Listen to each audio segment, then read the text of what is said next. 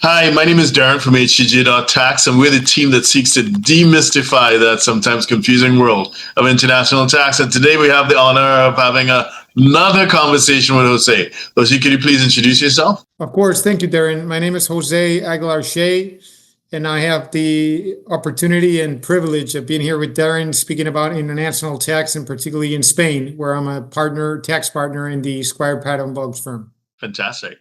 Now, in certain other neighboring jurisdictions like France, it makes a huge difference if someone passes away on their soil, on French soil. So in Spain, I know you mentioned before the inheritance tax implications, but if someone passes away in Spain, could you talk a bit about any sort of forced heirship rules that someone might need to think about as they plan their life? Yes, I mean there are complex rules to the applicable law to a inheritance. Again, it's sometimes are not only based on residency.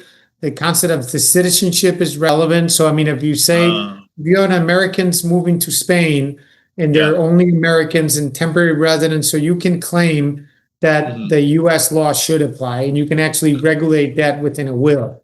And so that's something that, I mean, there's even some civil particularities that we have in the Balearic Islands and in Valencia and Aragon. So that's really also ruled, but basically heirship rules that apply. Usually there's a benefit for the surviving spouse, and there's also a 1/3 of a minimum non-disposal that has to go to the forced heirs, which be the children. And then you have an increasing value. I mean, there's specific rules of that we can consider further. But yeah, it's generally under the basis that those apply. Again, on a pure tax perspective, if you're a tax resident in Spain, it's not relevant whether the person actually dies while in Spain. The concept of residency is the relevance for tax purposes, but as you point out, it is relevant for considering the applicable inheritance rule, right? Okay, fantastic. Thank you for that. Jose, if anyone wanted to get in touch with you to follow up on any of the topics that we discussed, what's the best way to find you?